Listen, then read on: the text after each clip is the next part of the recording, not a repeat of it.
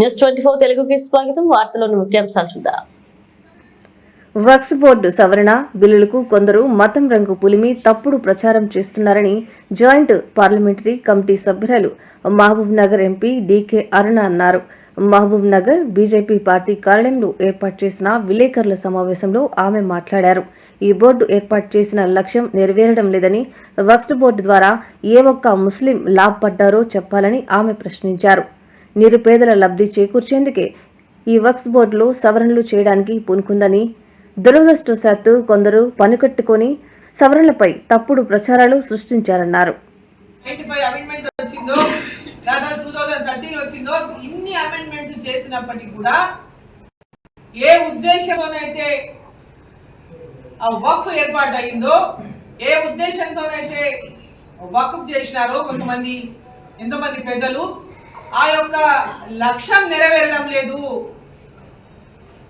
ఆ లక్ష్యాన్ని ఏ ఉద్దేశంతోనైతే వక్ఫ్ ఏర్పాటైందో, చట్టం వచ్చిందో, ఆ చట్టాన్ని ఎక్కడ కూడా పేదవాళ్ళకు ఉపయోగపడడం లేదు, ఎక్కడ కూడా పేద మహిళలకు ఉపయోగపడడం లేదు, ఎక్కడ కూడా పేద వితంతువులకు ఉపయోగపడడం లేదు, ఏ దిక్కు లేని వాళ్ళకి ఎలాంటి సహకారం అందడం లేదు.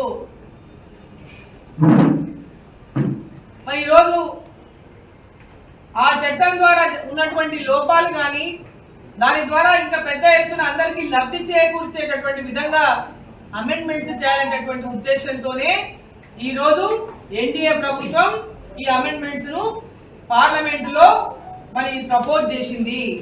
దానికి ఈరోజు జేపీసీ కమిటీ ఉన్నది.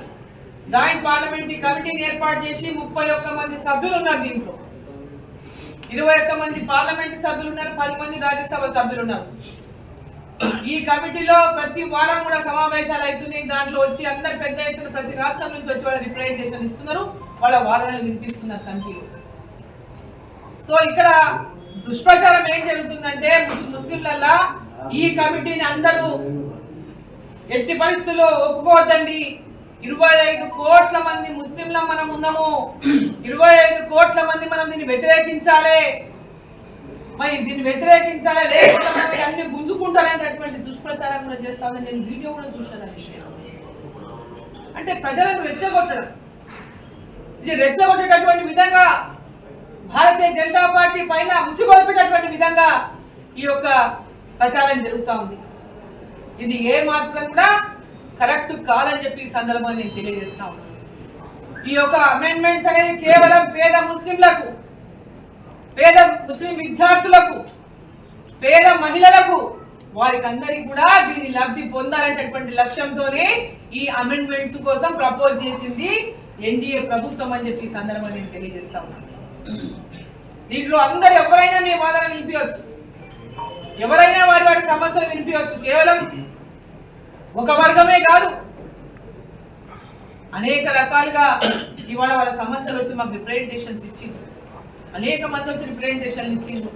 ఈరోజు 1948 కంటే ముందు నుంచి కూడా ఎప్పటి నుంచో మేము తాతల పెద్దల నుంచి మేము ల్యాండ్ పొజిషన్ లో ఉన్న మొత్తం మన తెలంగాణలో దాదాపు 80,000 ఎకరాల వ్యవసాయ భూమి ఉంది వాళ్ళ వక్ఫ్లో. సో ఈరోజు దాంట్లో పొజిషన్ లో వివిధ రకాల వ్యక్తులు ఉన్నారు, వివిధ మంది వేరే వేరే రైతులు ఉన్నారు, చిన్న చిన్న రైతులు ఉన్నారు, సన్నకారు రైతులు ఉన్నారు. మరి వాళ్ళంతా వచ్చి వాళ్ళ వాదన వినిపిస్తున్నారు. మేము 48 కంటే ఎప్పటి నుంచో ముందు, స్వతంత్రం రాక ముందు నుంచే మేము మా తాతల నుంచి పొజిషన్ లో ఉన్నాం, ల్యాండ్ పొజిషన్ లో. సేత్వార్ నుంచి కూడా మేము పొజిషన్ లో ఉన్నాం, సేత్వార్ కూడా ఉంది మాకు. అన్ని రకాలుగా ఆధారాలు, పట్టాలు, కాగితాలు మా దగ్గర ఉన్నాయి. కానీ వక్ఫ్ అనేటటువంటి ల్యాండ్ అని ఏం లేకుండా వచ్చి వాళ్ళు క్లెయిమ్ చేయగానే మా భూములన్నింటి మీద కూడా ఎలాంటి కాగితం లేకపోయినా, మా దగ్గర ఇన్ని రకాల ఆధారాలు ఉన్నప్పటికీ కూడా మా భూములను అమ్ముకోలేకపోతున్నాం, మేము రైతు బంధు పొందలేకపోతున్నాం, మేము కిసాన్ సమ్మాన్ నిధి పొందలేకపోతున్నాం, మాకు సబ్సిడీ కింద వచ్చేటటువంటి ఎరువులు రావడం లేదు, మేము పండించుకున్నటువంటి ధాన్యాన్ని అమ్ముకునే పరిస్థితిలో లేము, మాకు బ్యాంకులో లోన్లు పుట్టడం లేదు, మా పిల్లల పెళ్లి చేయాలంటే ఒక ఇంత భూమి అమ్ముకొని పెళ్లి చేద్దామంటే అమ్ముకునే పరిస్థితిలో లేము అనేటువంటి ఒక